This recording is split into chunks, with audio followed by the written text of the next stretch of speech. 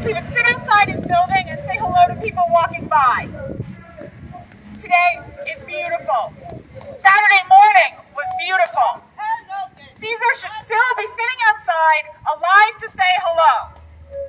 We demand that the NYPD publicly release the names of the cops who killed Caesar.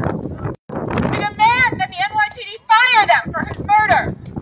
We demand justice for Caesar, for his family, and for his community, and for every single victim of the NYPD's brutality. End police violence. Fire killer cops. No justice. No peace. No justice. No peace. No justice. No peace. Thank you.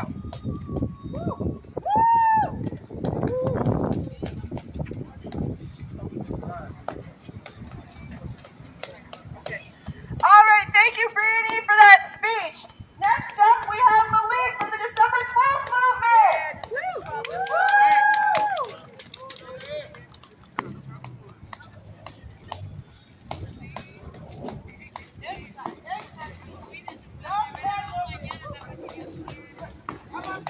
Black power! Black power!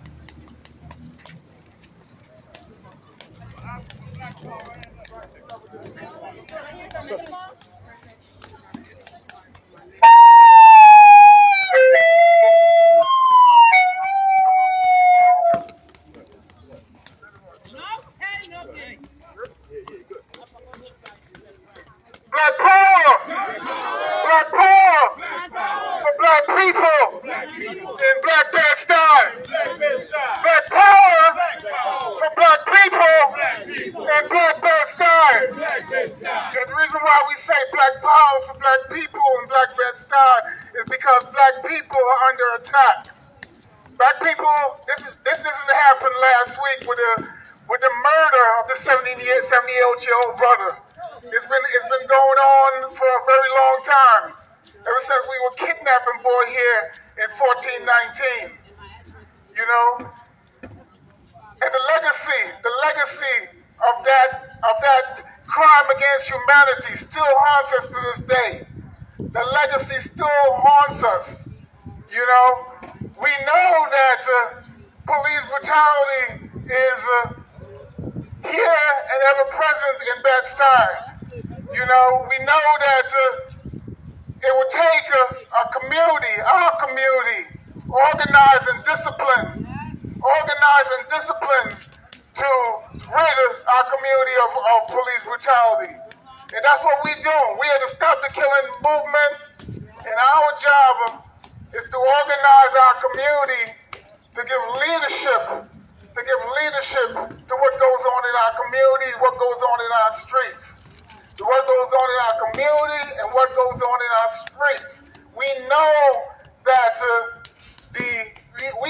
the killing that goes on in our community, whether it's by the hands of a young, misleading, uneducated young black man, or whether it's from the terror of the police, we know that that is a result of the absence of organized community giving leadership to what goes on in our streets. We know it's because of the attack on our culture. We know it's a result of the attack on black men in particular.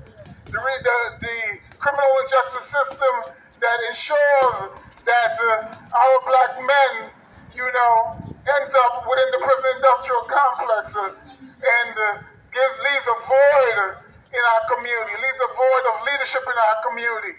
We know it's a result of a lack of infrastructural development. We know that there's no accident that 17 to 29-year-old young black men right here in Bed-Stuy, over 50% are unemployed. And we know that's not an accident. We know that we have to deal with those structural issues.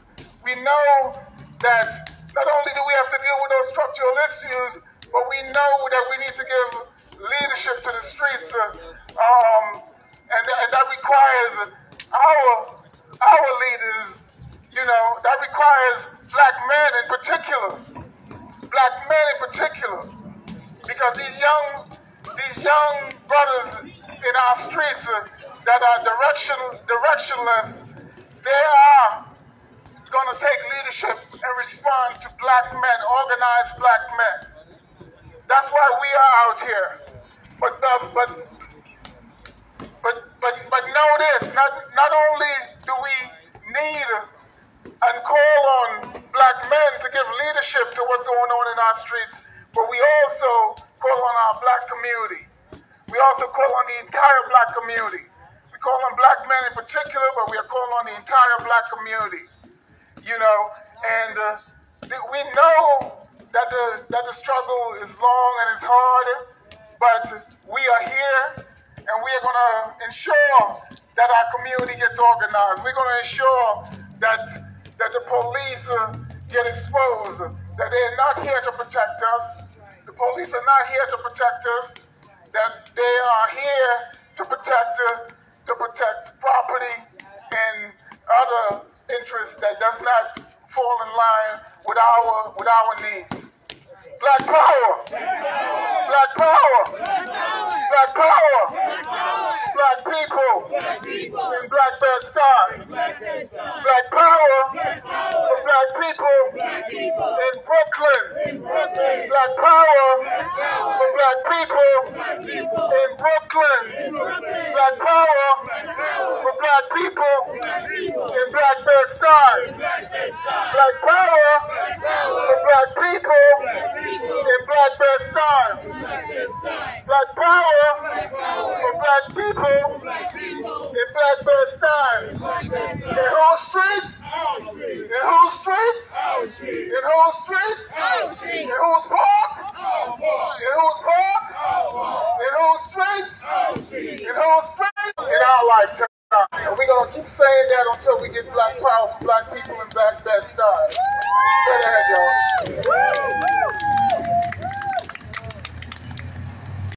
How do you spell racist? NYPD.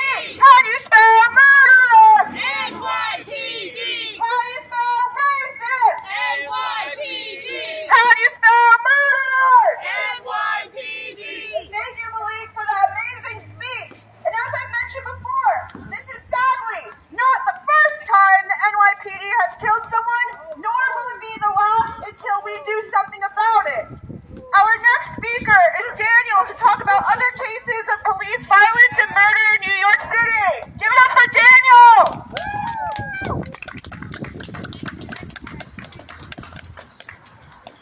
Good evening, everyone. My name is Daniel, and I'm with NICAP. As Jessica and Malik said, this isn't the first, and it won't be the last time that the NYPD recklessly murders an individual, a civilian. Sophia Gomez was an immigrant woman born in Guatemala. On October 5th, 2020, Sophia was walking home from work. She'd only been in New York for 3 months, and she was living in the Bronx off of Pelham Parkway. Sophia worked at a bread factory to make money while she studied to be a nurse. All she wanted to do was to help people. As she crossed Pelham Parkway on her way back home from work, an NYPD cruiser sped down the road going 60 to 90 miles per hour in a 30-mile-per-hour zone. I'll repeat that. Between 60 and 90 miles per hour in a 30-mile-per-hour zone. The cops ran straight through a red light and crashed into Sophia as she was walking in the crosswalk. She died from her injuries 3 days later. Video footage and eyewitness accounts show that the police not only failed to stop for the red light, but they didn't even have their lights or siren on when they sped through and struck Sophia. And again, then, on April 7th of last year, a little over a year ago, the NYPD struck another pedestrian, this time an unhoused gentleman named Ronald Anthony Smith in Crown Heights. The details in this case are disturbingly similar to the ones in Sophia's case. Like the cops who struck Sophia, the drivers of the NYPD van that struck Anthony sped well above the speed limit. Like Sophia, Anthony was in a clearly demarcated zone. He was panhandling. And yet the police still struck him. As a driver myself, I can assure you that anyone who drives in the city knows that there could be someone in the street at any time. And it's our responsibility as drivers to ensure the safety of everyone else on the street. Unsurprisingly, though, the police haven't learned this lesson. Street camera footage reveals that the driver, Officer Orkin Mamadov, may have been watching a soccer game on his phone while he was driving. The footage also reveals that the officers failed to render proper medical aid. they can be seen inconsistently pumping Anthony's chest with one hand. You'd think that after a year and a half, the NYPD would have developed, implemented, and enforced new guidelines to ensure that these reckless killings don't happen again. And if they do, that the officers responsible face appropriate consequences. Unfortunately, if you thought that, you thought wrong. Nothing has changed. Sure, there are more body cameras, and there's more popular support for police reform, but are there fewer killings? Is there more transparency? Is there more justice? There's only one answer to those questions. No. Sophia Gomez had already crossed the entire continent to get here. Ronald Anthony Smith was just trying to get by.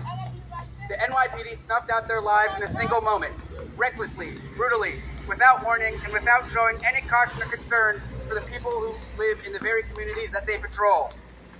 For Sophia Gomez, Anthony Smith, Cesar Robinson, and all others victimized by the NYPD in its reckless disregard for civilian life, we demand justice. We demand full community control over the NYPD. No justice. No peace. No justice. No peace. No justice. No peace.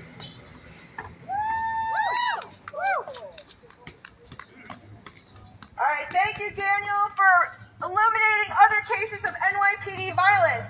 And again, unfortunately, police violence is not unique to New York City.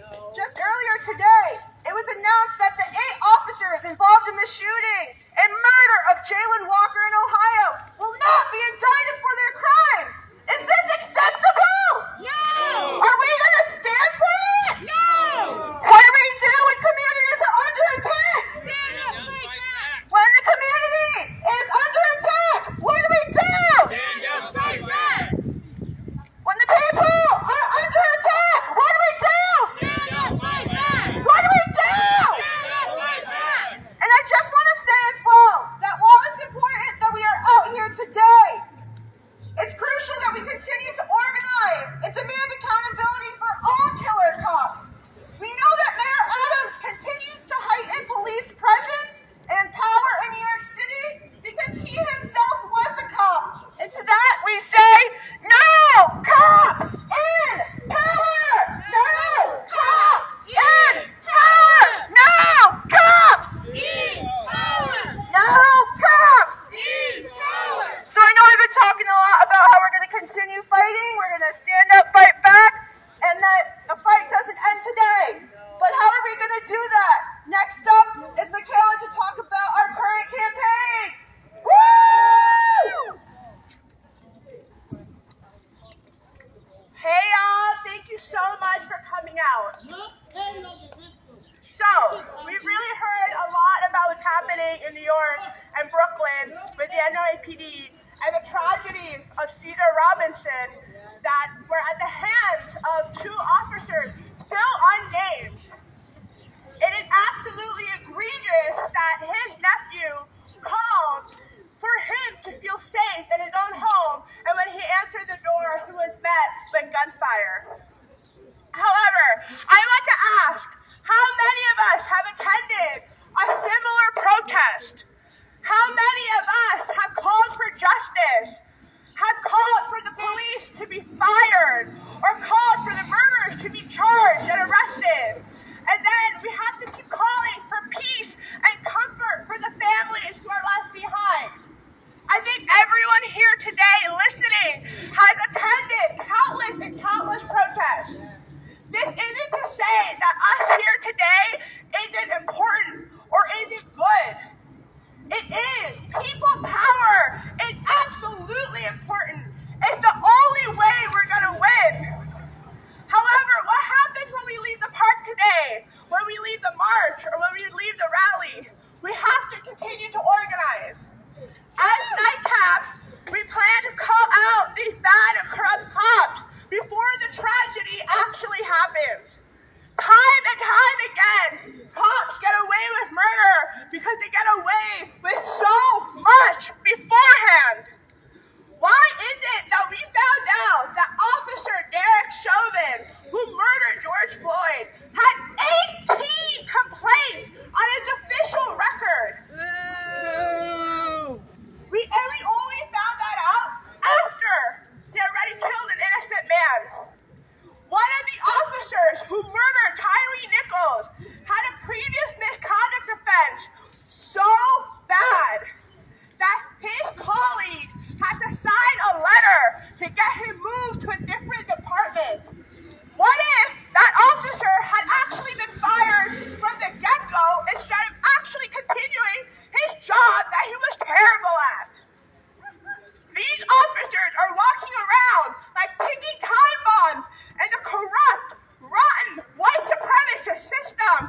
looking the other way.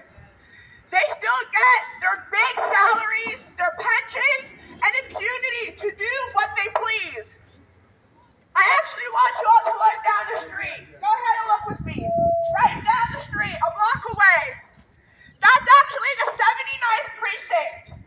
So who, yep, right down the street. That building? No, right down the block. So who is at the 79th precinct? And who are the officers that we're protesting against? We have Officer Emilio Ortega, who had 18 substantiated complaints that range from excessive force to abuse of authority. Guess how much he makes? $135,000 a year. We have Inspector Timothy J. Scratch, who has received 9 substantiated complaints for abuse of authority. He makes $216,000 a year. We have Lieutenant Andrew R. Chance, who used to be at the 79th precinct, but got shuffled around to the 67th. Why? Well, it's because one day he decided to arrest 2 people while they were hanging out on their stoop. They were living there. It was their stoop. However, that lawsuit ended up costing the city and the people of New York $265,000, and today, Lieutenant Chance makes $178,000 a year. Why is this important? It's important because people who are honestly terrible at their jobs, racist, part and parcel to this fucked up system, are still being paid to do it. And when it involves the safety of the community, that's a big problem. We have cops who walk around abusing their authority and power, driving their souped-up SUVs into people and murdering those who call for help because they're part of a horrible system. As NYCAP, we understand that our judicial system needs to be completely overhauled. That's going to take time, effort, and strategy. So in the meantime, let's start with some of the worst of the worst. The saying goes that the only good cop is the one that quit. Well, we're going to take it a step further. There are no good cops, and they should all be fired. As NYCAP, we demand that all cops with more than 3 substantiated complaints are immediately fired. We demand that all cops that have harmed or killed someone while driving have their license permanently revoked and are fired. And we demand that all cops who commit an act of harm on someone they're supposed to protect are immediately fired. We demand that all bad cops are fired. Our taxes pay the salaries and pensions of these horrible cops, and it's time that our money is directed to our schools, our libraries, our healthcare system, and jobs. I'm tired of our taxes paying for incompetency, and this goes to the day-to-day traffic officer all the way to cop Mayor Eric Adams. Enough is enough. When I say fire, you say killer cops. Fire! Killer cops! Fire! Killer cops! Fire! Killer cops! Fire! Killer cops! Fire! Killer cops! Fire! Killer cops! Thank you. All right, I'm gonna do a new chant that we haven't done yet. Indict, convict, send those killer cops to jail. The whole damn system is guilty as hell. Indict, convict, send those killer cops to jail. The whole damn system is guilty as hell. Indict, convict, send those killer cops to jail. The whole damn system is guilty as hell. Indict, convict, send those killer cops to jail. The whole damn system is guilty as hell. Like Michaela just spoke about, it is crucial that the NYPD is held accountable for their crimes. However, our fight against police violence doesn't end simply when killer cops receive justice. We need a whole new system to keep cops in check. NYCAP is an organization dedicated to fighting against police crimes and demanding a new system of accountability for police. For our last speech of the night, Sharif is going to talk about our campaign for community control of the police. Give it up for Sharif!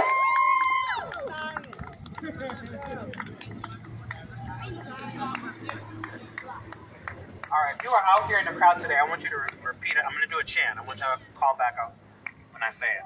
So when I say people, you say power. People, people, people, people.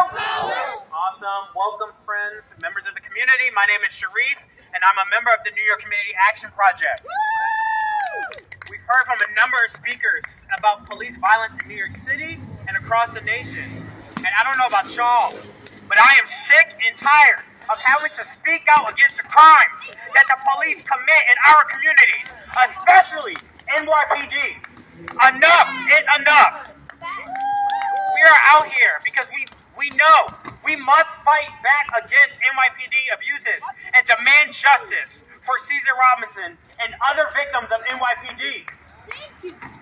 We shouldn't be out here protesting today against the NYPD shooting an elderly man in our neighborhood, an elderly black man in our neighborhood. Let me specify that.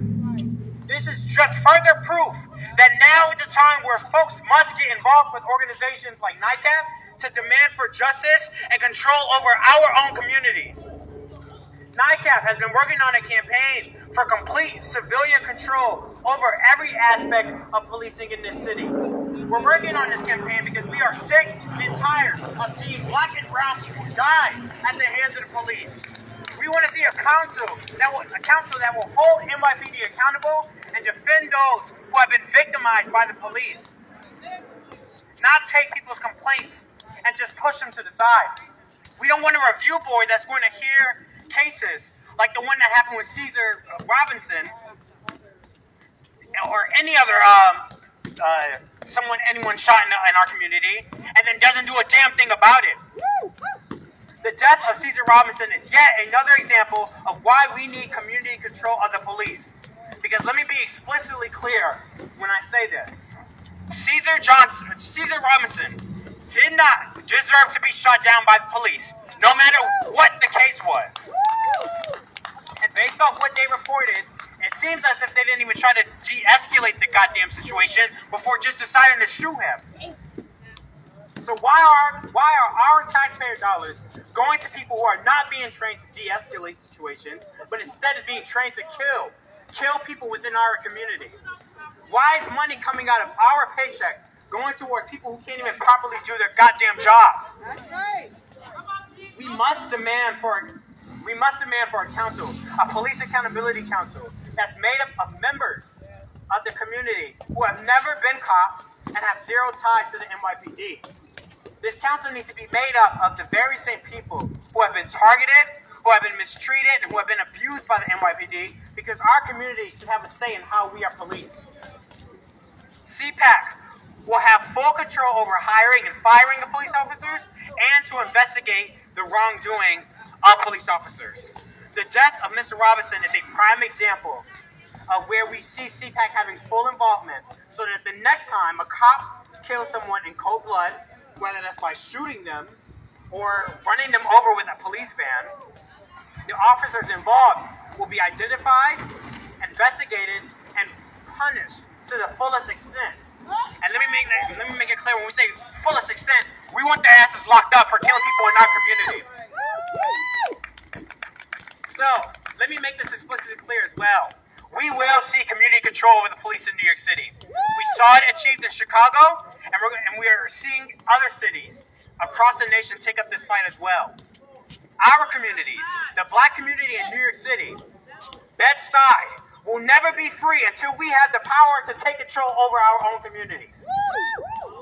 Community control of the police is vital to ensure our survival and vital for the families who are constantly losing their loved ones by the NYPD. So join organizations such as the New York Community Action Project and join our fight for community control of the police and demand to fire killer cops. So repeat after me. Fire killer cops! Fire killer cops! Fire killer cops! Fire killer cops! Fire killer cops! Fire killer cops! Fire killer cops! Fire killer cops! What